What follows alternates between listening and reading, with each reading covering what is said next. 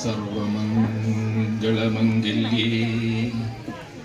ശിവേ സർവാർത്ഥസാധികേ ശരണ്യേ ത്രയംബകേ നാരായണി നമോസ്തുതേ. കുലദൈവം തുണ, ഈയാട്ടപ്പൻ തുണ. അഭിവന്ദ്യനായ ശ്രീ കുഞ്ഞികൃഷ്ണൻ മാസ്റ്റർ, ക്ഷേത്രം പ്രസിഡന്റ് രാധാകൃഷ്ണൻ നമ്പൂതിരി, പ്രസംഗകലയുടെ പ്രഭാഷണകലയുടെ ആദ്യ നാമ്പുകൾ എന്നിൽ തെളിയിച്ചു തന്ന വന്ധ്യ ഗുരുനാഥൻ ശ്രീ ഒ നാരായണൻ മാസ്റ്റർ. മാഷക്ക് ഓർമ്മയുണ്ടോയെന്നറിയില്ല, ഞങ്ങളുടെ കല്ലൂർ സ്കൂളിലെ കുറച്ചു കാലം അദ്ദേഹം പ്രസംഗകല പ്രഭാഷണ കലയിൽ എനിക്ക് ചെറിയ ക്ലാസ് ഒക്കെ എടുത്തു തന്നിട്ടുണ്ട്. അങ്ങനെ എന്നെ പഠിപ്പിച്ച എൻ്റെ വന്ധ്യ ഗുരുനാഥനാണ്. ക്ഷേത്രം സെക്രട്ടറി ആയിട്ടുള്ള ബാബുവേട്ടൻ, ജ്യേഷ്ഠതുല്യനായിട്ടുള്ള ബാലകൃഷ്ണൻ മാസ്റ്റർ, രാമായണ പാരായണം നടത്തിയ വിദ്വൽ ജനങ്ങൾ, ഈയാട്ടപ്പന്റെ ഏറ്റവും പ്രിയപ്പെട്ട ഭക്തജനങ്ങളെ, നിങ്ങൾക്കെല്ലാം എൻ്റെ സാദര നമസ്കാരം. എല്ലാവരിലും ഈയാട്ടപ്പന്റെ കാരുണ്യവും പ്രേമവും ആശിസും അനുഗ്രഹവും നിങ്ങളിൽ എല്ലാവരിലും നിറഞ്ഞു നിൽക്കട്ടെ. ഈയാട്ടപ്പൻ നമ്മെ എല്ലാവരെയും അനുഗ്രഹിക്കട്ടെ. ഈയാട്ടപ്പൻ തുണക്കട്ടെ. നയനാനന്ദകരമായിട്ടുള്ള കാഴ്ചയാണല്ലേ നമ്മൾ കാണുന്നത്. മഴ കണക്കാക്കണ്ട. കാലവർഷം എന്ന് പറയുന്നത് ഒരിക്കലും ഒരു കെടുതിയായിട്ട് കാണാൻ പാടില്ല. കാലവർഷം അനുഗ്രഹമാണ് കേട്ടോ. കേരളത്തിന് ലഭിച്ച അനുഗ്രഹമാണ്. ഇടയ്ക്കൊക്കെ മഴ പെയ്യുമ്പോൾ എന്തൊരു മഴ എന്നൊക്കെ തോന്നിയിട്ടുണ്ടെങ്കിൽ അത് കളഞ്ഞേക്കൂ. മഴയുള്ളത് കൊണ്ടാണ് കേരളം ജീവിക്കുന്നത്. അപ്പോ വളരെ നയനാനന്ദകരമായിട്ടുള്ള കാഴ്ചയാണ്. കൃഷ്ണവേഷം ധരിച്ച നമ്മുടെ കൊച്ചുമക്കള്, ഗോപികമാര്, ഉണ്ണിക്കണ്ണന്മാര്, അവരെ അണിയിച്ചൊരുക്കി അവരെ നോക്കി അവരെ കൂടെ നടക്കുന്ന അമ്മമാര്, അല്പം ദൂരെ നിന്നിട്ട് ചാര നിന്നിട്ട് അവരുടെ കുസൃതികൾ കണ്ട് ആഹ്ലാദിക്കുന്ന പിതാക്കന്മാർ, അച്ഛന്മാർ. ഞാൻ കണ്ടത് ഒരു ഉണ്ണിക്കണ്ണനെ ഒരു പിതാവായിരിക്കണം, ഇല്ലെങ്കിൽ മാമനും അടുത്ത ബന്ധു ആരെങ്കിലും ആയിരിക്കണം, എടുത്തിട്ടാ വരുന്നത് നടന്ന് തളർന്ന ഉണ്ണിക്കണ്ണനെ. ഇതൊക്കെ നമ്മുടെ കണ്ണുകളിൽ നിറഞ്ഞു നിൽക്കുക, നയനാനന്ദകരമായിട്ട് നിൽക്കുകയല്ലേ. നയനാനന്ദകരമായ മാത്രം പോരെ കേട്ടോ, ഇത് നമ്മുടെ മനസ്സിലേക്ക് അങ്ങ് സ്വീകരിക്കണം, മനസ്സിലും നിറയണം. ജീവിതത്തില് മാതൃഭൂമിയുടെ തൃശ്ശൂർ യൂണിറ്റിന്റെ കുറച്ചു കാലം സർക്കുലേഷന്റെ ചാർജായിട്ട് വർക്ക് ചെയ്യാനുള്ള ഒരു ഭാഗ്യം എനിക്കുണ്ടായിട്ടുണ്ട്. അന്നത്തെ ആ ജീവിതം ഇപ്പോഴും മനസ്സിൽ ഓർക്കുന്നത് എങ്ങനെയാണെന്നറിയോ?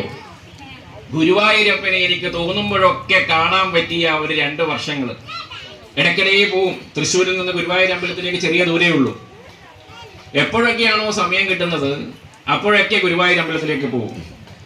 പോയിക്കൊണ്ടിരിക്കുമ്പോൾ നമുക്ക് ആ അമ്പലത്തിലെ ചിട്ടവട്ടങ്ങൾ മനസ്സിലാവും. ഏത് ദിവസം പോയാലാണ് തിരക്ക് കുറയുക, ഏത് സമയത്ത് ഏത് ദർശനത്തിനാണ് തിരക്കില്ലാതിരിക്കുക.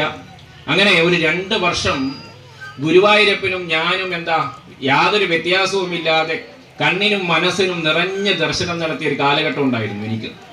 അത് കഴിഞ്ഞിട്ട് ജീവിതത്തിലെ ഗതിവിഗതികളിൽ നമ്മൾ പല ഭാഗങ്ങളിലായി, വേറെ കമ്പനികള് നാട്ടിലെത്തി, അങ്ങനെ പലതും ചെയ്തപ്പോൾ എൻ്റെ സഹധർമ്മിണി, എൻ്റെ ഭാര്യ എന്നോട് പറഞ്ഞ ഒരേ ഒരു പരാതി, സാധാരണ പരാതി ഒന്നും പറയാറില്ല, ഒരേ ഒരു പരാതി എന്ന് പറയുന്നത്, ദിവസത്തിലും ആഴ്ചയിലും മാസത്തിലും ഒക്കെ ഗുരുവായൂരപ്പനെ കണ്ട നമുക്കിപ്പോ കൊല്ലത്തിൽ ഒരിക്കൽ പോലും പോകാൻ കഴിയുന്നില്ലല്ലോ എന്നൊരു പരാതി പറയുണ്ടായി. അപ്പോ കയ്യിലധികം കാശൊന്നുമില്ലാതെ ഈ നിസ്വനായ ഞാൻ അവളെ സമാധാനിപ്പിച്ചത് എങ്ങനെയാണെന്നറിയോ? നിനക്ക് ഗുരുവായൂരപ്പൻ ഇങ്ങനെ ഇടയ്ക്കിടെ കാണാൻ തോന്നുന്നത് നീ കണ്ണുകൊണ്ട് മാത്രം കണ്ടതുകൊണ്ടാണ്. കണ്ണുകൊണ്ട് മാത്രം കാണുക, കണ്ണുകൊണ്ട് മാത്രം കണ്ടാൽ പോരാ ഗുരുവായൂരപ്പനെ. ഗുരുവായൂരപ്പനെ കണ്ണ് നിറച്ച് കാണണം, യാതൊരു സംശയവുമില്ല. ഗുരുവായൂരപ്പന്റെ ആ തേജോമയമായിട്ടുള്ള വിഗ്രഹം ഉണ്ടല്ലോ, അത് കണ്ണ് നിറച്ച് കാണുക തന്നെ വേണം. എന്നാൽ കണ്ണിൽ നിറച്ച് കാണുന്ന ആ കാഴ്ച എന്ത് വേണം? നമ്മുടെ മനസ്സിലേക്ക് അങ്ങ് സ്വീകരിക്കുക. മനസ്സിലേക്ക് സ്വീകരിച്ചു കഴിഞ്ഞാല് നമ്മളെ പോലെ പാവപ്പെട്ടവർക്ക് വേറെ മാർഗമൊന്നുമില്ലല്ലോ. 1 കൊല്ലം കൂടിയിട്ടോ 2 കൊല്ലം കൂടിയിട്ടോ 3 കൊല്ലം കൂടിയിട്ടോ പോയാലും കുഴപ്പമില്ല. ആ കാഴ്ച നമ്മുടെ മനസ്സിൽ എങ്ങനെ നിൽക്കും, അത് മതി എന്ന് പറഞ്ഞിട്ട് സ്വന്തം ഭാര്യയെ സമാധാനിപ്പിച്ച ഒരു മനുഷ്യനാണ് ഞാൻ. അതുപോലെ നമ്മുടെ ഈ കാഴ്ചകളുണ്ടല്ലോ, ഇതാ ഗോപികമാര് പോകുന്നു, തലയിൽ വെള്ളം വീഴുന്നൊക്കെ മറയൊക്കെ പിടിച്ചിട്ട് അവര് പോകുന്നു, ഉണ്ണിക്കണ്ണന്മാർ ബഹളം ഉണ്ടാക്കുന്നു, അമ്മമാർ. ഇത് മതി നമുക്ക് ഒരു വർഷം മുന്നോട്ട് പോകാൻ. ഈ കാഴ്ച കണ്ണുകൊണ്ട് മാത്രം കാണാതെ, കാതുകൊണ്ട് മാത്രം കേൾക്കാതെ, ഹൃദയം കൊണ്ട് കാണുക, നിങ്ങളുടെ മനസ്സിലേക്ക് അതിനെ ആവാഹിക്കുക. ഇന്ന് കൃഷ്ണ ജന്മാഷ്ടമിയാണ്. കൃഷ്ണ ജന്മാഷ്ടമിക്ക് മഴ പെയ്യണം, യാതൊരു സംശയമില്ല. കൃഷ്ണ ജന്മാഷ്ടമി എന്ന് പറയുന്നത് നരനിൽ നിന്ന് നാരായണനിലേക്ക് മാറിയ ഒരു പൂർണ്ണ അവതാരത്തിന്റെ ജന്മദിനമാണ്. നരൻ നാരായണനായിട്ട് മാറിയ കഥ. മഹാവിഷ്ണുവിന്റെ പൂർണ്ണ അവതാരം എന്ന് വിശേഷിപ്പിക്കുന്നത് ശ്രീകൃഷ്ണനെയാണ്. ശ്രീകൃഷ്ണനെ മഹാവിഷ്ണുവിന്റെ പൂർണ്ണ അവതാരം എന്ന് വിശേഷിപ്പിക്കുന്നത് അദ്ദേഹത്തിന്റെ വിരാട് രൂപ ദർശനം, വിശ്വരൂപ ദർശനം കൊണ്ട് മാത്രമല്ല, ഇത്രയധികം കർമ്മത്തെ സ്നേഹിച്ച വിവിധ വേഷങ്ങളിൽ തന്റെ റോള്, തന്റെ ജീവിതം മനോഹരമായി ചെയ്തു തീർത്ത വേറൊരു അവതാരം നിങ്ങൾക്ക് പുരാണത്തിൽ കാണാൻ കഴിയില്ല. അതുകൊണ്ടാണ് ശ്രീകൃഷ്ണ പരമാത്മാവിനെ നമ്മൾ നാരായണന്റെ പൂർണ്ണ രൂപം എന്ന് പറയുന്നത്. എവിടെയാ ശ്രീകൃഷ്ണൻ ജനിച്ച്? നമ്മളെ പോലെ പട്ടുമെത്തിയിലോ വീടുകളിലോ ഒക്കെ ആയിരുന്നോ? എവിടെയാ ജനിച്ചേ? കാരാഗ്രഹത്തിലല്ലേ? കാരാഗ്രഹത്തില് ബന്ധനസ്ഥരായ ഒരു അച്ഛന്റെയും അമ്മയുടെയും മകനായിട്ടാണ് നമ്മുടെ ശ്രീകൃഷ്ണ പരമാത്മാവ് ജനിക്കുന്നത്, അല്ലേ? ഒരു അർദ്ധരാത്രി, കാറ്റും കോളും നിറഞ്ഞ, ബഹളം നിറഞ്ഞ ഒരു അർദ്ധരാത്രി, ഒരു കാരാഗ്രഹത്തില് ബന്ധനസ്ഥനായ ഒരു അച്ഛന്റെയും അമ്മയുടെയും മകനായിട്ട് ശ്രീകൃഷ്ണ പരമാത്മാവ് ജനിക്കുന്നു. സാധാരണ അങ്ങനെ ജയിലിൽ ജനിച്ച കുട്ടിക്ക് പോലും ഒരു കൺസെഷൻ നമ്മൾ കൊടുക്കാറുണ്ട്. ഇപ്പോഴത്തെ ഈ അഭിനവ ജയിലിലൊക്കെ ജനിച്ചു കഴിഞ്ഞാല് അറ്റ്ലീസ്റ്റ് ഒരു മുലകുടി മാറുന്നവരെ, അമ്മിഞ്ഞപ്പാലിന്റെ മാധുര്യം മാറുന്നവരെയെങ്കിലും പെറ്റമ്മയുടെ കൂടെ ജീവിക്കാനുള്ള ഒരു ഭാഗ്യം കുട്ടിക്ക് ലഭിക്കില്ലേ? നമ്മുടെ ശ്രീകൃഷ്ണ പരമാത്മാവിന് അത് ലഭിച്ചോ? ഇല്ല. ജനിച്ച അതേ മാത്രയില് ശ്രീകൃഷ്ണ പരമാത്മാവ് തന്റെ പെറ്റമ്മയെ വിട്ടിട്ട് എങ്ങോട്ട് പോവുകയാ? പോറ്റമ്മയായിട്ടുള്ള യശോദയുടെ അടുത്തേക്ക് പോവുകയാണ്. ഇനി അവിടെ വളർത്തച്ഛനായിട്ടുള്ള നന്ദഗോപരും യശോദയും സ്നേഹത്തോടെ സ്വീകരിക്കുന്നുണ്ട്. പക്ഷെ നോക്കൂ, ശ്രീകൃഷ്ണ പരമാത്മാവിന് നേരിടേണ്ടി വന്നിരിക്കുന്ന ദുരിതങ്ങൾ ചെറിയ പ്രായത്തില് മുലകുടി മാറുന്നതിന് മുമ്പ് മുലപ്പാലിൽ വിഷം നൽകിയിട്ട് കൊല്ലാൻ ശ്രമിക്കുന്നില്ലേ ശ്രീകൃഷ്ണനെ? ഇല്ലേ? നിങ്ങൾക്കെല്ലാം ആ കഥയൊക്കെ അറിയില്ലേ? ഞാൻ വീണ്ടും പൂതനയുടെ കഥയൊന്നും പറയണ്ടല്ലോ. മുലപ്പാലിൽ വിഷം കൊടുത്തിട്ട് കുട്ടിയെ കൊല്ലാൻ ശ്രമിക്കുക. എത്ര ചെറുപ്പത്തിൽ തുടങ്ങിയതാണ് ശ്രീകൃഷ്ണന്റെ ജീവിത സമരം എന്ന് നോക്കൂ നിങ്ങൾ. മുലപ്പാലിൽ വിഷം കൊടുത്തിട്ട് കൊല്ലാൻ ശ്രമിക്കുക, ശകടാസുരനായിട്ട് വരിക, തൃണാവർത്തനായിട്ട് വരിക. പിന്നെയോ ഏറ്റവും പ്രിയപ്പെട്ട കാളക്കുട്ടന്റെ രൂപത്തിൽ, കാരണം ഗോപാലനാണ് കാളക്കുട്ടന്മാരെ വളരെ ഇഷ്ടമാണ്, പശുവിനെ വലിയ ഇഷ്ടമാണ്. പശുവിന്റെ രൂപത്തിൽ, കാളക്കുട്ടന്റെ രൂപത്തിൽ വത്സാസുരനായിട്ട് വരിക. ഇങ്ങനെ ഇത്രയധികം എന്താ പറയാ, യാതനകളൊന്നും പറയരുത് കേട്ടോ, യാതനകളൊന്നും നമ്മൾ പറയണ്ട. ഇത്രയധികം ദുരന്തങ്ങള്, ഇത്രയധികം മത്സരങ്ങളില് ചെറിയ പ്രായത്തിൽ തന്നെ അതിജീവിച്ച വേറെ ഏത് അവതാരത്തിലാണ് നിങ്ങൾക്ക് കാണാൻ കഴിയുക? ഞാനതുകൊണ്ടാണ് ബാബുവേട്ടൻ എന്നോട് ജന്മാഷ്ടമി സന്ദേശം പറയണമെന്ന് പറഞ്ഞപ്പോ പെട്ടെന്ന് എന്റെ മനസ്സിൽ വന്നത് ഒരു ഉപനിഷത്ത് വാക്യ, തമസോമ ജ്യോതിർഗമ്യ, ഇരുളിൽ നിന്ന് വെളിച്ചത്തിലേക്ക് എന്നുള്ള ഒരു ഉപനിഷത്ത് വാക്യ. ഇരുട്ടിലായിരുന്നു ശ്രീകൃഷ്ണൻ. ജനനവും മരണവും ഒന്നും ഒരാളുടെ ഭാവി നിശ്ചയിക്കുന്നില്ല. കാരാഗ്രഹത്തിൽ ജനിച്ച് അർദ്ധരാത്രി ഒരു ബന്ധനസ്ഥനായ അച്ഛന്റെയും അമ്മയുടെയും മകനായി ജനിച്ച് ലോകത്തിന്റെ ഇരുളിൽ നിന്ന് വെളിച്ചത്തിലേക്ക് വന്ന് തന്റെ കൂടെ നിന്ന തന്റെ ജനപദത്തിലുള്ള തന്റെ ജനങ്ങളെ മുഴുവൻ ഐശ്വര്യത്തിലേക്കും സമൃദ്ധിയിലേക്കും നയിച്ച കഥയാ ശ്രീകൃഷ്ണ പരമാത്മാവിന്റെ കഥ. നോക്കൂ, 12ാമത്തെ വയസ്സിലാണ് മധുരയിലേക്ക് ശ്രീകൃഷ്ണൻ പോകുന്നത്. അതിനു മുമ്പ് അദ്ദേഹം എന്തൊക്കെയാ ചെയ്യുന്നത്? ഇന്ന് ഇവിടെ ഈ ഈയാട്ടമ്പലത്തിന്റെ ഈ പുണ്യ ഭൂമിയിൽ നമ്മൾ ഇരിക്കുമ്പോൾ ഒന്ന് നിങ്ങൾ ചെവിയോർത്ത് നോക്കിയാൽ നമുക്ക് വയനാടിന്റെ രോദനം കേൾക്കാൻ കഴിയും, അല്ലെ? വയനാടിന്റെ രോദനം നമുക്ക് മറക്കാൻ കഴിയോ? അച്ഛനും അമ്മയും നഷ്ടപ്പെട്ട കുട്ടികള്, അതുപോലെ മക്കളെ നഷ്ടപ്പെട്ട അച്ഛനമ്മമാര്, വീട് നഷ്ടപ്പെട്ടവര്, ഇങ്ങനെ എന്തൊക്കെയാ നമ്മൾ വയനാടെന്ന് കേൾക്കുന്നത്. വയനാട് പോകുന്നു വേണ്ട, ഇവിടെ നിന്നിട്ട് മനസ്സുള്ളവർക്ക് ആ മനസ്സൊന്ന് അർപ്പിച്ചു വിട്ടാൽ ഈ നിമിഷം നമുക്ക് കേൾക്കാം ആ രോദനം. നോക്കൂ, ശ്രീകൃഷ്ണൻ ഒരു വലിയ തത്വം അദ്ദേഹം ഗോകുലത്തിൽ അമ്പാടിയിൽ നിൽക്കുമ്പോൾ നമ്മൾ പഠിപ്പിക്കുന്നുണ്ട്. ഇന്നിപ്പോ നമാമി ഗംഗ പ്രൊജക്ട് എന്താ ചോദിച്ചു കഴിഞ്ഞാൽ നിങ്ങൾ എന്നോട് പലരും പറയും അത് ഗംഗാ ശുദ്ധീകരണ പ്രൊജക്ട് ആണെന്നുള്ള കാര്യം നിങ്ങൾക്കെല്ലാം അറിയാമെന്ന് കരുതുന്നു, അല്ലെ? അന്ന് ദ്വാപര യുഗത്തില് നമാമി കാളിന്തി എന്ന് പേരൊന്നും ഇട്ടിട്ടുണ്ടാവില്ല. നമാമി കാളിന്തി എന്ന് പേരൊന്നും ഇട്ടിട്ടുണ്ടാവില്ല. എന്നാൽ കാളിന്തി നദിയെ ശുദ്ധീകരിക്കേണ്ടതാണ്. കാളിന്തി നദിയെ ഗോകുലത്തിന്റെ നിലനിൽപ്പിന്, ഗോപാലന്മാരുടെ നിലനിൽപ്പിന്, പശുക്കളുടെ നിലനിൽപ്പിന് കാളിന്തി നദിയെ സംരക്ഷിക്കേണ്ടതാണ് എന്നുള്ള ധാരണയിൽ, എന്ന വിശ്വാസത്തില് കാളിന്തി നദി ശുദ്ധീകരിച്ചവനാണ് എന്റെ കള്ളകൃഷ്ണൻ, അല്ലേ? വളരെ ചെറുപ്പത്തിൽ 12 വയസ്സിന് മുമ്പ് നദീ ശുചീകരണം എന്ന് പറയുന്ന ഒരു മഹത്തായ സന്ദേശം സനാതന വിശ്വാസികൾക്ക് പകർന്നു നൽകിയവനല്ലേ നമ്മുടെ കൃഷ്ണൻ. മറന്നുപോയില്ലേ? എവിടെയോ നമ്മുടെ ആ ജീവിതധാരയിൽ നമ്മൾ എവിടെയോ അതൊക്കെ മറന്നു പോകുന്നില്ലേ? മറന്നുപോയില്ലേ? ഗോകുലത്തിലെ നിവാസികളോട് ശ്രീകൃഷ്ണൻ പറയുന്നുണ്ട്, നിങ്ങൾ ഇന്ദ്രനെ തപസ് ചെയ്യുന്നതിന് മുമ്പ്, ഇന്ദ്രനെ പൂജിക്കുന്നതിന് മുമ്പ് നിങ്ങൾ തപസ് ചെയ്യേണ്ടത്, നിങ്ങൾ പ്രാർത്ഥിക്കേണ്ടത് ഗോവർദ്ധനഗിരിയെയാണ്, ഗോവർദ്ധന പർവ്വതത്തെയാണ് എന്ന് ശ്രീകൃഷ്ണൻ പറഞ്ഞു മനസ്സിലാക്കുന്നുണ്ട്. നോക്കൂ, ഈ അടുത്ത കാലത്ത് നമ്മൾ ഈ വയനാട് ദുരന്തമൊക്കെ കഴിഞ്ഞ് അതിനുശേഷം എന്റെ വാട്സപ്പിൽ, എന്റെ നാട്ടിലെ ഗ്രൂപ്പിലെ വാട്സപ്പിൽ ഒരു മെസ്സേജ് വന്നു. ചിലപ്പോൾ നിങ്ങൾക്കൊക്കെ അത് കിട്ടിയിട്ടുണ്ടാവും, മാഷക്കൊക്കെ അത് കിട്ടിയിട്ടുണ്ടാവും. ആ വാട്സപ്പ് മെസ്സേജിൽ എന്താ പറയുന്നറിയോ? വയനാട്ടിലുള്ള ഈ ചൂരൽമല, അല്ലെ, മുണ്ടക്കൈ ചൂരൽമല ഭാഗത്ത് ബാക്കിയായ ഒരു സ്കൂളിന്റെ ചിത്രം മാതിരി കാണിച്ചിട്ടുണ്ടായിരുന്നേ. സ്കൂളിന്റെ ചിത്രം കാണിച്ച് നല്ലത് കേട്ടോ. സ്കൂളിന്റെ ചിത്രം കാണിച്ചിട്ട് പറയാൻ ശ്രമിക്കുന്നത് അവിടുത്തെ ക്ഷേത്രം മുഴുവൻ തകർന്നു പോയി, സ്കൂൾ മാത്രമേ ബാക്കിയായിട്ടുള്ളൂ എന്നുള്ളതാണ്. എന്റെ കയ്യിൽ ആ വിദ്വാൻ ഒരു ദിവസം കിട്ടി.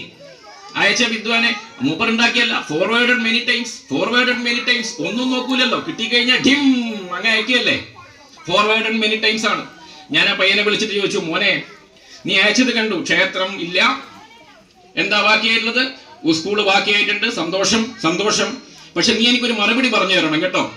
എവിടെ വെച്ചിട്ടാ, നമ്മുടെ ജീവിതധാരയിൽ എവിടെ വെച്ചിട്ടാ സ്കൂളുകളും ക്ഷേത്രങ്ങളും ഭിന്നമായത്? സരസ്വതി ക്ഷേത്രങ്ങളും തന്നെയല്ലേ നമ്മൾ സ്കൂളുകളെ വിശേഷിപ്പിച്ചിരുന്നത്, അല്ലേ? നമുക്കൊരു സനാതന ഹിന്ദു വിശ്വാസിക്ക് സ്കൂളും ക്ഷേത്രവും വ്യത്യസ്തമായിരുന്നു. നമ്മൾ എങ്ങനെയാ വിശേഷിപ്പിച്ചിരുന്നത്? സരസ്വതി ക്ഷേത്രം എന്ന് തന്നെയല്ലേ വിശേഷിപ്പിച്ചിരുന്നത്? അങ്ങനെയല്ലേ നമ്മൾ വിശേഷിപ്പിച്ചിരുന്നത്? ആഞ്ഞടിക്കുന്ന കാറ്റ്, സകലതും തകർക്കാൻ വേണ്ടി ആഞ്ഞടിക്കുന്ന കാറ്റ് നമുക്ക് വായുദേവനായിരുന്നില്ലേ? സകലതും സ്വീകരിച്ച് സ്വയം ശുദ്ധീകരിക്കുന്ന അഗ്നി നമുക്ക് അഗ്നിദേവനായിരുന്നില്ലേ? കുത്തിയൊലിക്കുന്ന മഴവെള്ളപ്പാച്ചിൽ സമുദ്രം വരുണദേവനായിട്ടല്ലേ നമ്മൾ കരുതിയത്? അങ്ങനെ കരുതിയ ഒരു പാരമ്പര്യത്തിന്റെ പിന്തുടർച്ചക്കാരല്ലേ നമ്മൾ, അല്ലേ? അങ്ങനെയല്ലേ നമ്മൾ കരുതിയിരുന്നത്? പിടിച്ചാൽ പിടിയടങ്ങാതെ ആകാശം മുട്ട നിൽക്കുന്ന അമ്പരചുംബികളായിട്ടുള്ള മരങ്ങള്, ആ മരങ്ങളുടെ കീഴില് ചെറിയ നിലവിളക്ക് കൊടുത്തി ആരാധിച്ചവരല്ലേ നമ്മള്? എവിടെയോ വെച്ച് ഞാനാണ് കേമൻ, പ്രകൃതിയേക്കാൾ കേമൻ ഞാനാണ്, പ്രകൃതീശ്വരൻ ഞാനും വേറെയാണെന്നുള്ള ബോധം വന്നപ്പോ ദ്വാപരയുഗത്തിൽ ശ്രീകൃഷ്ണൻ പഠിപ്പിച്ചതാ നമ്മെ കാളിന്തി ശുദ്ധീകരിക്കണമെന്ന്, ഗോവർദ്ധനഗിരിയാണ് പ്രധാനമെന്ന്. ഏതോ ഒരു ഘട്ടത്തിൽ വെച്ച് അത് മറന്നുപോയതല്ലേ നമ്മുടെ ഇന്നത്തെ ഈ ചുതികൾക്ക് മുഴുവൻ കാരണം. മനുഷ്യന് പ്രകൃതിയിൽ നിന്ന് ഭിന്നമായിട്ടുള്ള ഒരു ജീവിതമില്ല എന്ന് ശ്രീകൃഷ്ണ പരമാത്മാവ് നമ്മെ എത്ര മനോഹരമായിട്ടാ പഠിപ്പിച്ചു തന്നെ. എവിടെ വെച്ചോ നമ്മൾ മറന്നുപോയില്ലേ? ഇനി ഒരു കാര്യം കൂടി ഞാൻ പറയാം, പേടിക്കാൻ വേണ്ടി പറയുന്നില്ല കേട്ടോ. ഇപ്പൊ വാട്സപ്പിലൂടെയും ഫേസ്ബുക്കൊക്കെ നിങ്ങൾക്ക് നോക്കിക്കഴിഞ്ഞാല് ഇടയ്ക്കിടെ കാണുന്ന ക്വസ്റ്റ്യൻ എന്താണെന്നറിയോ? അമ്മമാരൊക്കെ അവിടെ ഇരിക്കട്ടെ, അമ്മ അവിടെ ഇരിക്കട്ടെ. സങ്കടമാണ് ഈ കാഴ്ച. അമ്മമാരൊക്കെ ഒന്ന് അവിടെ ഇരിക്കൂ. എന്താണെന്നറിയോ? ഇപ്പൊ ഈ വാട്സപ്പിലും ഫേസ്ബുക്കിലും യൂട്യൂബിലൊക്കെ കാണുന്ന കാഴ്ച, കേരളത്തിന് എന്ത് സംഭവിക്കും? കാരണം എന്താ? കൊല്ലത്തോട് കൊല്ലം പ്രകൃതിക്ഷോഭങ്ങൾ, അതായത് ഓഖി കഴിഞ്ഞപ്പോ, മറ്റേ പ്രളയം കഴിഞ്ഞപ്പോ, ചുഴലി കഴിഞ്ഞപ്പോ, ഉരുൾപൊട്ടൽ. ഇപ്പൊ ചർച്ച എന്താണെന്നറിയോ? കേരളത്തിന് എന്ത് സംഭവിക്കും എന്നുള്ളതാ. ഇതിനൊക്കെ എന്തിനാ നമ്മൾ ഈ വാട്സപ്പും ഫേസ്ബുക്കും? പുതിയ ശാസ്ത്രജ്ഞന്മാരെ വിഷ്ണുപുരാണം ഒന്ന് വായിച്ചു നോക്കിയേ. വിഷ്ണുപുരാണം വീട്ടിലുണ്ടെങ്കിൽ വിഷ്ണുപുരാണത്തിന്റെ 6ാമത്തെ അംശം മുഴുവൻ പറയുന്നത് ശ്രീകൃഷ്ണന്റെ ജനനം തൊട്ട് സ്വർഗാരോഹണം വരെയുള്ള കഥയാണ്. ആ കഥയിൽ മനോഹരമായിട്ട്, ആരും പേടിക്കൊന്നും വേണ്ട, ഞാൻ പറയുന്നതാണ് കേട്ടോ, എന്താണ് കേരളത്തിൽ സംഭവിക്കാൻ പോകുന്നുള്ളത് മനോഹരമായിട്ട് വിഷ്ണുപുരാണത്തിൽ എന്റെ ഭഗവാൻ ശ്രീകൃഷ്ണ പരമാത്മാവ് പറഞ്ഞു തന്നിട്ടുണ്ട്. അവിടെ അവസാന ഭാഗത്ത് ശ്രീകൃഷ്ണന് 100 വയസ്സ് തികയുന്ന സമയത്ത് വായുദേവൻ വന്നിട്ട് ശ്രീകൃഷ്ണനോട് സംസാരിക്കുന്ന ഒരു രംഗമുണ്ട്. വായുദേവൻ വന്നിട്ട് ചോദിക്കുന്നത് എന്താ? അല്ലയോ ഭഗവാനെ, അങ്ങേക്ക് 100 വയസ്സ് തികഞ്ഞു, അങ്ങയുടെ അവതാര ലക്ഷ്യങ്ങളെല്ലാം തന്നെ പൂർത്തീകരിച്ചു കഴിഞ്ഞു, ഇനി അങ്ങക്ക് സ്വർഗാരോഹണത്തിനുള്ള സമയമായില്ലേ എന്ന് ചോദിക്കുമ്പോ ഭഗവാൻ ശ്രീകൃഷ്ണൻ ശ്രീകൃഷ്ണ പരമാത്മാവ് പറയുന്ന മനോഹരമായിട്ടുള്ള ഒരു മറുപടി ഉണ്ട്. ഞാൻ നേരത്തെ പറഞ്ഞ പോലെ കാതുകൊണ്ട് കേട്ടാൽ നിങ്ങൾക്കത് മനസ്സിലാവില്ല. നിങ്ങൾ എന്തുകൊണ്ട് കേൾക്കണം എന്നറിയോ? ഹൃദയം കൊണ്ട് കേൾക്കണം. ഹൃദയം കൊണ്ട് കേട്ടാൽ നിങ്ങൾക്ക് മനസ്സിലാവും. ഞാൻ അതിൽ കൂടുതൽ പറഞ്ഞു തരികയില്ല. എന്താ ഭഗവാൻ പറയുന്ന വായുദേവനോടെന്നറിയോ? വായുദേവനോട് ഭഗവാൻ പറയുന്നത് ഇത്രയേ പറയുന്നുള്ളൂ, ഞാൻ ഈ ദ്വാരക സമുദ്രത്തിൽ നിന്ന് വാങ്ങിയതാണ്. എനിക്ക് ഈ ദ്വാരക സമുദ്രത്തിൽ തന്നെ തിരിച്ചു കൊടുക്കേണ്ടതുണ്ട്. ഞാൻ ഈ ദ്വാരക സമുദ്രത്തിൽ നിന്ന് വാങ്ങിയതാണ്. എനിക്ക് ഈ ദ്വാരക സമുദ്രത്തിൽ തന്നെ തിരിച്ചു കൊടുക്കേണ്ടതുണ്ട്. അത് തിരിച്ചു കൊടുത്ത ശേഷം ഞാൻ സ്വർഗാരോഹണം ചെയ്യുന്നതാണ്, വൈകുണ്ഠത്തിലേക്ക് വരുന്നതാണെന്നുള്ള ഒരു മറുപടി കൊടുക്കുന്നുണ്ട്. അങ്ങനെ പ്രളയം വന്ന് ദ്വാരകയൊക്കെ കടലിൽ പോയ ശേഷമാണ് ഭഗവാന്റെ ആലിലയിൽ കിടക്കുന്ന ഭഗവാന്റെ ഒക്കെ മനോഹരമായ ചിത്രം പ്രളയത്തിൽ നിങ്ങളുടെ മനസ്സിൽ ഉണ്ടാവുമെന്ന് ഞാൻ കരുതുന്നു. സമുദ്രത്തിൽ നിന്ന് എന്തെങ്കിലും കിട്ടിയിട്ടുണ്ടെങ്കിൽ അതിന്റെ സമയമാകുമ്പോ സമുദ്രം അത് തിരിച്ചെടുക്കുക തന്നെ ചെയ്യും. അത്രമാത്രം മനസ്സിലാക്കിയാൽ മതി. ആരും ടെൻഷൻ അടിക്കണ്ട. സമുദ്രത്തിൽ നിന്ന് നമുക്ക് എന്തെങ്കിലും കിട്ടിയിട്ടുണ്ടെങ്കിൽ അതിന്റെ സമയത്ത് സമുദ്രം അത് തിരിച്ചെടുക്കുക തന്നെ ചെയ്യും. വിഷ്ണു പുരാണത്തിൽ തന്നെ ശ്രീകൃഷ്ണ ഭഗവാൻ നമ്മോട് പറയുന്നുണ്ട്. ഇങ്ങനെ പരിസ്ഥിതിയുടെ പ്രാധാന്യം പോലും ഇത്ര മനോഹരമായി നമ്മെ പഠിപ്പിച്ച വേറെ ഒരു അവതാരത്തിന്റെ പേര് പറയൂ നിങ്ങൾ. വേറൊരു അവതാരത്തിന്റെ പേര് മറന്നുപോയില്ലേ നമ്മൾ? ഇതൊക്കെ 12-ാം വയസ്സില് കംസനെ കൊല്ലാൻ വേണ്ടിയിട്ട് പോവുക മധുരയിലേക്ക്. കംസനെ കൊല്ലുന്നതിൽ ഒരു മടിയുമില്ല. ദുഷ്ടനായ കംസൻ അമ്മാവനാണ്. കർമ്മം ചെയ്യുക തന്നെ വേണം, യാതൊരു സംശയവുമില്ല. ദുഷ്ടനിഗ്രഹമാണ് തന്റെ ലക്ഷ്യം. എന്നാൽ കംസനെ വധിച്ചു കഴിഞ്ഞിട്ട് യാതൊരു സംശയവും ആർക്കില്ല, ശ്രീകൃഷ്ണനില്ല ആരെ രാജാവാകണമെന്ന്. ഉഗ്രസേനനെയാണ് രാജാവാക്കുന്നത്, മുത്തച്ഛനായ കംസന്റെ പിതാവിനെയാണ്. ഒരിക്കലും അധികാര പദവിയിലേക്ക് ശ്രീകൃഷ്ണൻ ഓടിപ്പോയിട്ടില്ല. യുദ്ധത്തിന് കാരണമായിട്ടുണ്ട്, പലരെയും കൊന്നിട്ടുണ്ട്, പലരെയും കൊല്ലിച്ചിട്ടുണ്ട്. എന്നാലും അധികാരത്തിലേക്ക് ശ്രീകൃഷ്ണൻ ഒരിക്കലും പോയിട്ടില്ല. ശ്രീകൃഷ്ണ പരമാത്മാവ് കർമ്മം കർമ്മം കർമ്മം, അത് തന്നെയായിരുന്നു ലക്ഷ്യം. നമ്മുടെ മക്കളൊക്കെ മാതൃകാ പുരുഷന്മാരെ തേടുന്ന ഒരു കാലഘട്ടം. മാതൃകാ പുരുഷന്മാർ, എനിക്കൊരു റോൾ മോഡൽ ഇല്ലാത്തത് കൊണ്ടാണ് ഞാൻ ഇല്ലെങ്കിൽ ഞാനങ്ങ് എന്താ പറയാ ഉഷാറായേനെ, എനിക്കൊരു റോൾ മോഡൽ ഇല്ലാത്തത് കൊണ്ടാണെന്ന് പറയുന്ന കുട്ടികൾ ഞാൻ ഈ മോട്ടിവേഷൻ ക്ലാസ് എടുക്കാനൊക്കെ ചിലപ്പോൾ പോകാറുണ്ട് കേട്ടോ. അപ്പൊ ചിലർ പറയും, സാറേ ഞാൻ, വലിയ ആൾക്കാരും പറയും, ഞാനൊന്നും വളരുമ്പോൾ ഒരു റോൾ മോഡൽ ഉണ്ടായിരുന്നില്ലെന്നേ, അതുകൊണ്ടാണ് ഞാൻ ഇങ്ങനെ ആയിപ്പോയെന്ന്. ഒരു സനാതന ഹിന്ദു വിശ്വാസിക്ക് ശ്രീകൃഷ്ണനേക്കാൾ വലിയ റോൾ മോഡൽ ആരാണോ ഉള്ളത്? കർമ്മത്തിന് യാതൊരു തരത്തിലുള്ള എന്തൊക്കെ പരീക്ഷണങ്ങളിലൂടെ ആ മനുഷ്യൻ ആ അവതാരം കടന്നു പോകുന്നു, ഭഗവാൻ കടന്നു പോകുന്നു. നിർനിമേഷനായിട്ട്, സ്ഥിതപ്രജ്ഞനായിട്ട്, നിസ്സംഗമായിട്ട്, നിസ്സങ്കുചമായിട്ട്, യാതൊരു പ്രശ്നവുമില്ലാതെ തന്റെ ജീവിതം ജീവിച്ചു തീർത്ത, നരനിൽ നിന്ന് നാരായണനിലേക്ക് മാറിയ ഒരു അവതാര പുരുഷൻ ഉണ്ടെങ്കിൽ അത് ശ്രീകൃഷ്ണൻ മാത്രമാണ്. അന്ന് അദ്ദേഹത്തിന്റെ ജന്മദിനമാണ്. വളരെ മനോഹരമായിട്ട് ഭഗവത്ഗീതയിൽ അദ്ദേഹം അത് പറയുന്നുണ്ട്. അർജുനനെ ഗാന്ധീവൻ താഴെ വെച്ചിട്ട് തന്റെ പിതാമഹനെയും തന്റെ സുഹൃത്തുക്കളെയും തന്റെ ബന്ധുക്കളെയും ഒക്കെ അപ്പുറത്തെ ഭാഗത്ത് കണ്ടപ്പോൾ തളർന്ന് കർമ്മം ചെയ്യുന്നതിൽ നിന്ന് വിമുഖത കാട്ടിയിട്ടുള്ള അർജുനനെ വിളിച്ച് ഉപദേശിക്കുന്ന ഒരു മനോഹരമായിട്ടുള്ള രംഗമുണ്ട് കേട്ടോ ഭഗവത്ഗീതയിൽ. അതിന്റെ അവസാനം ഭഗവാൻ പറയുന്നത് അതിങ്ങനെ തുടങ്ങുന്നത് ഇങ്ങനെയൊക്കെ തന്നെയാണ്. അതായത് തസ്മേ ഉത്തിഷ്ഠ എന്ന് തുടങ്ങുന്ന ഒരു ശ്ലോകമാണ്. അതിന്റെ ഏറ്റവും അവസാനം ഭഗവാൻ പറയുന്ന ഒറ്റൊരു വാചകമുണ്ട്. ആ വാചകം മതി കേട്ടോ നമുക്കിനി ജീവിക്കാൻ. നിമിത്തമാത്രം ഭവസവ്യസാചി, നിമിത്തമാത്രം ഭവസവ്യസാചി. നീയും ഞങ്ങളും, ഈ ഇരിക്കുന്ന എല്ലാവരും ഉണ്ടല്ലോ, എല്ലാ കർമ്മങ്ങൾക്കും ഉള്ള ഒരു നിമിത്തം മാത്രമാണ്. ഒരു കാരണമെന്ന് പോലും ഭഗവാൻ വിശേഷിപ്പിക്കുന്നില്ല.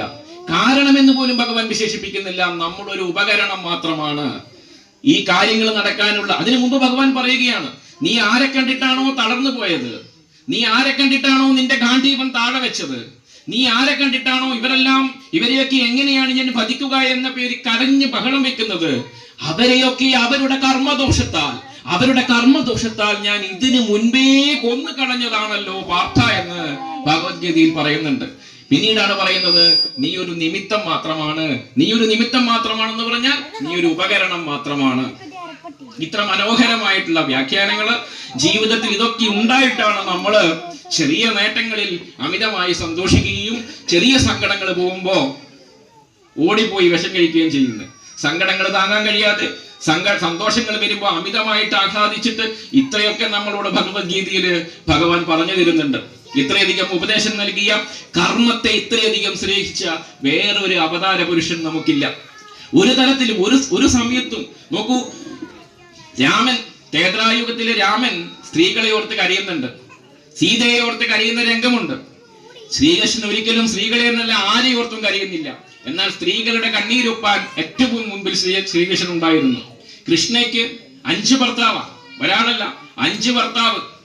പിതാമഹനായിട്ടുള്ള ഭീഷ്മർ ഒരു ഭാഗത്ത്, കുലഗുരുവായിട്ടുള്ള ദ്രോണർ ഒരു ഭാഗത്ത്, ധൃതരാഷ്ട്രർ ഒരു ഭാഗത്ത്. ഇവരൊക്കെ ഉള്ളപ്പോഴാണ് കൃഷ്ണയുടെ ചേലാഞ്ചലം ദുശാസനം പിടിച്ചു വരിക്കുന്നത്. അതിനെ സംരക്ഷിക്കാൻ സഹോദരനായിട്ടുള്ള കൃഷ്ണയ്ക്ക് കൃഷ്ണൻ മാത്രമേ ഉണ്ടായിരുന്നുള്ളൂ. സഹോദര ബന്ധത്തിന്റെ ഏറ്റവും ഉദാത്തമായിട്ടുള്ള ഭാവങ്ങള് കൃഷ്ണൻ ബന്ധത്തിൽ നിങ്ങൾക്ക് കാണാൻ കഴിയും.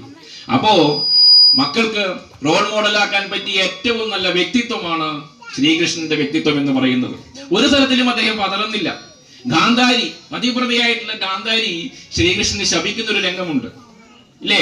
അവസാനം പറയുന്നുണ്ട്, നിങ്ങൾക്കറിയുന്ന കഥ തന്നെയല്ലേ അത്, ഞാൻ കഥകളൊന്നും പറഞ്ഞ് ദീർഘിപ്പിക്കുന്നില്ല. മാത്രമല്ല എന്നോട് പറഞ്ഞിട്ടുണ്ട് സമയം അത്രയേ ഉള്ളൂ എന്നുള്ള കാര്യം. വലിയൊരു പ്രഭാഷണം ചെയ്യാൻ ഞാൻ ഉദ്ദേശിക്കുന്നുമില്ല. ഗാന്ധാരി ശപിക്കുന്ന ഒരു രംഗമുണ്ട്. ഗാന്ധാരി എന്താ പറയുന്നറിയോ?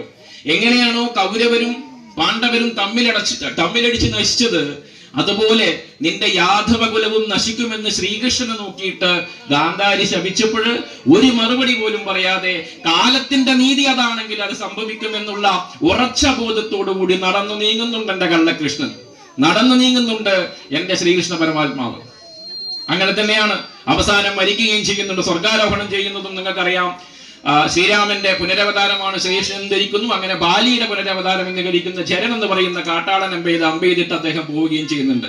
ആകെ നമുക്ക് ശ്രീകൃഷ്ണൻ അല്പം സ്ഥിതപ്രജ്ഞനായിട്ടുള്ള ശ്രീകൃഷ്ണൻ അല്പം വ്യത്യാസം കാണുക. ലോകത്തിലെ ഏറ്റവും കൊടിയ പാപങ്ങളിൽ ഒന്നായ ഗർഭസ്ഥ ശിശുവിനെ വധിച്ചു എന്നുള്ള കുറ്റത്തിന് ആരെയാണ്? അശ്വത്ഥാമാവിനെ ശപിക്കുന്ന ഘട്ടത്തിൽ മാത്രമാണ്. അപ്പൊ എന്റെ പൊന്നുമക്കളോട് ഞാൻ ദീർഘിപ്പിക്കില്ല. പൊന്നുമക്കളോട്, എന്റെ മുന്നിൽ കൂടിയിരിക്കുന്ന മക്കളോട് പറയാനുള്ളത്, ശ്രീകൃഷ്ണനെ മനസ്സിലാക്കുക, ശ്രീകൃഷ്ണന്റെ കർമ്മം മനസ്സിലാക്കുക. വിമർശിക്കുന്ന പുസ്തകങ്ങളുണ്ട്. നിങ്ങൾ MTയുടെ 4 ഘട്ടമല്ലോ, എന്താ പറയാ, 2ാം ഊഴം വായിച്ചാലൊക്കെ ശ്രീകൃഷ്ണനെ വിമർശിക്കുന്ന പുസ്തകങ്ങൾ കാണാൻ പറ്റും. ഘടോൽക്കച്ചന്റെ പദത്തിലൊക്കെ ശ്രീകൃഷ്ണനെ വിമർശിക്കുന്ന രീതിയിൽ MTക്ക് അങ്ങനെ ഒരു സിദ്ധി ഉണ്ടല്ലോ. അല്പം വ്യത്യസ്തമായ രീതിയിൽ MT അതിനെ എഴുതും. അതൊക്കെ നിങ്ങൾക്ക് കാണാൻ കഴിയും. ഒക്കെ വായിക്കുക കേട്ടോ. ഒക്കെ വായിച്ചിട്ട് കഴിയുമെങ്കിൽ ശ്രീകൃഷ്ണനെ നിങ്ങളുടെ മാതൃകാ പുരുഷനായിട്ട് നിങ്ങൾ സ്വീകരിക്കുക. ജീവിതത്തിൽ എങ്ങനെയാണ് കർമ്മം കൊണ്ട് കർമ്മം എങ്ങനെയാണ് ചെയ്തു തീർക്കേണ്ടത് എന്നുള്ള കാര്യം വളരെ മനോഹരമായിട്ട് ശ്രീകൃഷ്ണൻ തന്റെ ഭഗവത്ഗീതയിലൂടെയും തന്റെ ജീവിതം കൊണ്ടും തെളിയിച്ചിട്ടുണ്ട്. അദ്ദേഹത്തെ മാത്രം നിങ്ങൾ റോൾ മോഡലാക്കുക. അതുപോലെ തന്നെ അദ്ദേഹത്തിന്റെ ശ്രീകൃഷ്ണന്റെ അഷ്ടഗോപാല മന്ത്രങ്ങളുണ്ട്. എനിക്ക് തോന്നുന്നു ഭൂരിഭാഗം പേർക്ക്, കുറച്ചു പേർക്കെങ്കിലും അഷ്ടഗോപാല മന്ത്രങ്ങൾ എല്ലാം അറിയില്ലെങ്കിൽ ഒരു പക്ഷേ വിദ്യാഗോപാല മന്ത്രമെങ്കിലും നിങ്ങൾക്ക് അറിയാതിരിക്കില്ലെന്ന് തോന്നുന്നു. മക്കളെ, നമ്മുടെ പൊന്നുമക്കളെ ചെറുപ്പത്തിലെ വിദ്യാഗോപാല മന്ത്രം ജപിക്കുവാൻ, അതിന് മന്ത്രദീക്ഷ വേണ്ട മന്ത്രമൊന്നുമല്ല, നമുക്ക് വീട്ടിൽ ജപിക്കാവുന്ന മന്ത്രമാണ് വിദ്യാഗോപാല മന്ത്രം, അല്ലേ? കൃഷ്ണ കൃഷ്ണ ഹരേ കൃഷ്ണ. അറിയില്ലേ? അറിയില്ലേ? അറിയാമെന്ന് കരുതുന്നു കേട്ടോ. എന്റെ വിശ്വാസം അങ്ങനെയാണ്. കിളിയങ്ങാടിലെ ആൾക്കാർക്ക് ഇതൊക്കെ അറിയായിരിക്കും. കൃഷ്ണ കൃഷ്ണ മഹാകൃഷ്ണ സർവജ്ഞത്വം പ്രസീദമേ രമാ രമണ വിശ്വേശ വിദ്യാമാംശു പ്രയച്ഛമേ എന്ന് പറയുന്ന മനോഹരമായിട്ടുള്ള ഒരു ശ്ലോകമുണ്ട്. ദയവായിട്ട് കുട്ടികളെ കൊണ്ട്, പഠിക്കുന്ന വിദ്യാർത്ഥികളെ കൊണ്ടൊക്കെ ചെറുപ്പത്തില് അവരെ കൊണ്ടത് പ്രാർത്ഥിപ്പിക്കുക. മന്ത്രദീക്ഷയൊന്നും വേണ്ട. നിങ്ങൾക്ക് ശ്രീകൃഷ്ണന്റെ ഏറ്റവും വലിയ ഗുണം, നിങ്ങൾക്ക് എപ്പോൾ ഏത് ബുദ്ധിമുട്ടിലും ശ്രീകൃഷ്ണ പരമാത്മാവിനെ വിളിക്കാം. പ്രത്യേകിച്ച് സ്ത്രീകൾക്ക് വിളിക്കാം, ഒരു തടസ്സവും ഇല്ല എന്നുള്ളതാണ്. സന്തോഷം. ഇന്ന് ജന്മാഷ്ടമി ആശംസകൾ നൽകാൻ വേണ്ടി എന്നെ വിളിച്ചതിന് അവസാനിപ്പിക്കുന്നതിന് മുമ്പ് രാമായണ പ്രശ്നോത്തരിയുടെ ക്വിസ് മാസ്റ്റർ എന്ന രീതിയിൽ കുറച്ച് കാര്യങ്ങൾ പറഞ്ഞുകൊള്ളട്ടെ. നിങ്ങൾ പലരും അതിൽ പങ്കെടുത്തിട്ടുണ്ടെന്ന് എനിക്കറിയാം. സന്തോഷം. വളരെ നല്ല റെസ്പോൺസാണ് രാമായണ പ്രശ്നോത്തരിക്ക് നമ്മുടെ ഈയാട്ടമ്പലം ഗ്രൂപ്പിലൂടെ ലഭിച്ചത്. സന്തോഷമുണ്ട്. വളരെ വളരെ നല്ല അനുഭവങ്ങളൊക്കെ ഇതെനിക്ക് തന്നിട്ടുണ്ട്. സമയം 6:15 വെച്ചതിന് ചീത്ത പറഞ്ഞ ഒരു അമ്മയുണ്ട്. ഈ അമ്മയെ കൂട്ടത്തിലുണ്ടോ എന്ന് എനിക്കറിയില്ല. ചീത്ത പറഞ്ഞ്, ആരടാ വിളക്ക് കത്തിക്കുക ചോദിച്ചിട്ട് എന്നെ ചീത്ത പറഞ്ഞ ആളുണ്ട്. വീട്ടിൽ വിളക്ക് കത്തിക്കേണ്ട സമയമല്ലേ എന്ന് ഒന്നും പറഞ്ഞിട്ടില്ല. സന്തോഷം. അത് താല്പര്യമാണ്, എനിക്കറിയാം. പല കാരണങ്ങളാൽ നമ്മൾ ആ സമയം ഫിക്സ് ചെയ്തത് മാത്രമേ ഉള്ളൂ. ആ അമ്മയുടെ അതീവ താല്പര്യമാണ് അത് കാണിക്കുന്നത്. 6:15 എന്തിനാ വെച്ച് എനിക്ക് വിളക്കെത്തിക്കണ്ടേ? അപ്പൊ പിന്നെ എനിക്കൊന്നും പറയാനില്ല. ഒരു പക്ഷേ വീട്ടിൽ അവര് മാത്രമേ ഉണ്ടാവുള്ളൂ. പല പ്രശ്നങ്ങൾ. ഏറ്റവും മഹനീയമായ ഒരു കാര്യം ഞാൻ കണ്ടത് എന്താണെന്നറിയോ? രാമായണ പ്രശ്നോത്തരിയിൽ ചിലപ്പോൾ തെറ്റുപറ്റുമല്ലോ. നിങ്ങൾക്ക് നിങ്ങളുടെ ഭാഗത്ത് തെറ്റുപറ്റും. പലരും പേഴ്സണൽ വിൻഡോയിൽ പേഴ്സണലായിട്ട് എന്നോട്, സാർ ഇതിങ്ങനെയല്ലേ ഉത്തരം വരേണ്ടത്, ഈ ഉത്തരവ് ശരിയല്ലേ എന്നൊക്കെ ചോദിക്കും. കാര്യകാരണ സഹിതം വെച്ചിട്ട് ഈയാട്ടപ്പ എന്നെ കൊണ്ടാവുന്ന വിധം ഞാൻ അവർക്ക് എന്ത് ചെയ്യും? ആ ഉത്തരം ശരിയല്ല, ഈ ഉത്തരമാണ് ശരി, ചോദ്യം ഇങ്ങനെയാണ്, അങ്ങനെയൊക്കെ പറയും. പലപ്പോഴും എന്നെ തന്നെ അത്ഭുതപ്പെടുത്തിക്കൊണ്ടുള്ള ഒരു സന്തോഷം എന്താ വെച്ച് കഴിഞ്ഞാൽ, ഞാൻ ആ ആൻസർ ഭംഗിയായി പറഞ്ഞു കൊടുത്തു കഴിഞ്ഞാൽ പിന്നെ മറുഭാഗത്തിന് കിട്ടിയ ഒരു കൂപ്പുകയാണ്. സന്തോഷം. ഞാനത് സ്വീകരിച്ചിരിക്കുന്നു. ഇതിനു മുമ്പ് രാമായണം പ്രശ്നോത്തരം നടത്തിയൊരു അനുഭവം ഉണ്ട് കേട്ടോ. ഓടിച്ച് അടി കിട്ടിയിട്ടില്ല എന്ന് മാത്രമേ ഉള്ളൂ. പലരും പല രീതിയിലുള്ള പ്രതികരണങ്ങൾ കുടുംബ ഗ്രൂപ്പിൽ നടത്തിയപ്പോൾ പോലും എനിക്ക് കിട്ടിയിട്ടുണ്ട്. എന്നാൽ ഒരുപക്ഷെ കിളിയങ്ങാടിന്റെയും ഈയാട്ടപ്പന്റെ ഭക്തരുടെയും ഒരു സാംസ്കാരിക ഔന്നത്യമായിരിക്കാം അത് കാണിക്കുന്നത്. തെറ്റ് പറ്റിയപ്പോൾ ആ തെറ്റിനെ ശരിയാക്കി കൊടുത്തപ്പോൾ അത് സ്വീകരിക്കാനുള്ള ഒരു വലിയ മനസ്സ് നിങ്ങൾ കാണിച്ചിട്ടുണ്ട്. പല രീതിയിലും പങ്കെടുത്തിട്ടുണ്ട്. ചിലപ്പോഴൊക്കെ സമയം വൈകിപ്പോയപ്പോഴൊക്കെ ഒന്ന് പരിഗണിച്ചൂടെ? ഈ അവസാനത്തെ ദിവസത്തേത് നമ്മൾ 6:30 മണിക്ക് വളരെ ചെറിയ ടൈം ഷെഡ്യൂളിലാണല്ലോ. സാധാരണ ആ സമയത്ത് കോള് വന്നാൽ ഞാൻ എടുക്കില്ല. ആ അമ്മ ഇവിടെ ഉണ്ടോന്ന് എനിക്കറിയില്ല. 6:31 കഴിഞ്ഞപ്പോൾ 6:31 ആയപ്പോൾ ഒരു അമ്മ എന്നെ വിളിക്കുക. പേരൊന്നും ഞാൻ പറയില്ല. എനിക്കും ഈയാട്ടപ്പന് മാത്രമേ അറിയുള്ളൂ, എന്റെ ഭാര്യക്ക് പോലും അറിയില്ല. ഒരേ വിളി 2 വട്ടം 3 വട്ടം 4 വട്ടം വിളിക്കുക. അപ്പൊ ഞാൻ എന്താ കരുതുന്നേ, ഏതെങ്കിലും തരത്തിൽ സ്വാധീനിക്കാനാണോ? നമ്മളിത് ഭംഗിയായിട്ട് കൊണ്ടുപോകല്ലേ.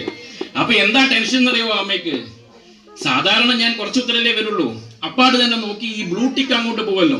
നമ്മൾ വാട്സപ്പിൽ ഞാൻ നോക്കി എന്നുള്ളതിന് മറുപടിയായിട്ട് അവർക്ക് ബ്ലൂടിക്ക് കാണാൻ പറ്റുമല്ലോ. ഇത് കുറെ ആൻസർ വന്നിട്ടുണ്ട്. അവർ നോക്കുമ്പോൾ അവരുടെ ആൻസർ ഞാൻ നോക്കിയിട്ടില്ല. ടെൻഷൻ. സാറേ എന്റെ ആൻസർ എന്താ നോക്കാതെ ചോദിച്ചപ്പോൾ ഞാൻ പറഞ്ഞു നോക്കും വെയിറ്റ് ചെയ്യൂ. ഇന്ന് കുറെ ആൻസർ വന്നിട്ടുണ്ട്. ഞാനത് നോക്കിയിട്ട് 7 മണിക്ക് ഞാൻ ഉത്തരം ഇട്ടോളൂ എന്ന്. വളരെ എനിക്കെല്ലാം സന്തോഷമാണ് കേട്ടോ. കാരണം താല്പര്യമാണ്, നിങ്ങളുടെ താല്പര്യമാണ് ഇത് കാണിച്ചത് എന്നുള്ളതാണ്. വളരെ സന്തോഷം എല്ലാവരും സജീവമായി പങ്കെടുത്തതിന്. അതിനെ ഒരു ഭാഗവാക്കാവാൻ കഴിഞ്ഞതിൽ എനിക്ക് അവസരം നൽകിയ ഈയാട്ടമ്പലത്തിന് നന്ദി, ഈയാട്ടമ്പലം ക്ഷേത്ര കമ്മിറ്റിക്ക് നന്ദി, പങ്കെടുത്തവർക്ക് നന്ദി. പങ്കെടുക്കാത്തവർ ഭൂരിഭാഗവും ഉണ്ട്. 7 മണിക്ക് നോക്കിക്കഴിഞ്ഞാൽ 6:15 എനിക്ക് എന്താ പറയാ, നമ്മുടെ ഇൻഫർമേഷൻ ഷീറ്റ് നോക്കിക്കഴിഞ്ഞാൽ ആരൊക്കെ കണ്ടു എന്നറിയാൻ പറ്റും. ഇവിടെ ഇരിക്കുന്ന പല ആൾക്കാരും ചിലപ്പോൾ ആൻസർ അയച്ചിട്ടുണ്ടാവില്ല ഈ കൂട്ടത്തിലിരിക്കുന്നവർ. പക്ഷെ അവരൊക്കെ കൃത്യമായിട്ട് 6:15 നോക്കുന്നുണ്ട്. ഒരുപക്ഷെ ആൻസർ അയക്കാൻ പല ബുദ്ധിമുട്ടുകൾ ഉണ്ടാവാം. 6:15 നോക്കും. കൃഷ്ണമാഷൊക്കെ 7 മണി കൃത്യമായിട്ട് എന്തെങ്കിലും അറിയും നോക്കുന്നത് ഞാൻ കാണുന്നുണ്ട്. സമാധാനം, എന്റെ ഗുരുനാഥൻ അത് നോക്കിയല്ലോ എന്നുള്ള ചാരിതാർത്ഥത്തോടു കൂടി ഞാൻ അവിടെ ഇരിക്കുകയും ചെയ്യും. അപ്പോ വളരെ സന്തോഷം, എല്ലാവരോടും നന്ദിയുണ്ട്. ഈയാട്ടപ്പന്റെ കാരുണ്യത്താൽ നമുക്ക് ആ പദ്ധതി, നമുക്ക് ആ രാമായണ പ്രശ്നം ഒത്തിരി ഭംഗിയായി ചെയ്യാൻ കഴിഞ്ഞു. ചെറിയ തെറ്റുകളൊക്കെ എൻ്റെ അടുത്ത് വന്നിട്ടുണ്ട്. ഒന്ന് ഞാൻ കറക്റ്റ് ചെയ്തിട്ടുണ്ടായിരുന്നു. വസിഷ്ഠൻ എന്ന് പറഞ്ഞ് എഴുതിയപ്പോഴും അതും കൂടി ചില ആൾക്കാരെ വിളിച്ചിട്ട് എന്നെ ഉപദേശിച്ചു, മോനെ വസിഷ്ഠന്റെ സ്പെല്ലിംഗ് അങ്ങനെയല്ല, കറക്റ്റ് ചെയ്യണമെന്ന്. സന്തോഷം, എല്ലാത്തിലും നന്ദിയേ ഉള്ളൂ. എല്ലാവരോടും നന്ദിയുണ്ട്. ഈയാട്ടപ്പന്റെ അനുഗ്രഹം എല്ലാവരിലും ഉണ്ടാവട്ടെ. ഒരു ധന്യമായ ഒരു പരിപാടി എന്നെ ക്ഷണിച്ചതിന്, ഇവിടെ സംസാരിക്കാൻ കഴിഞ്ഞതിന് ഈയാട്ടമ്പലത്തിന്റെ ക്ഷേത്ര കമ്മിറ്റി അംഗങ്ങളോട് ഒരിക്കൽ കൂടി ഹൃദയത്തിന്റെ ഭാഷയിൽ നന്ദി പറയുന്നു. എന്നെ പ്രാർത്ഥനയാക്കിയ ഈയാട്ടപ്പനും എന്റെ കുലദൈവത്തിനും എന്റെ പെറ്റമ്മയ്ക്കും എല്ലാവർക്കും ഒരിക്കൽ കൂടി നന്ദി. നല്ലത് വരട്ടെ, നന്മകൾ നിങ്ങളിൽ എല്ലാവരിലും ചൊരിയട്ടെ ഈയാട്ടപ്പൻ. നന്ദി, നമസ്കാരം.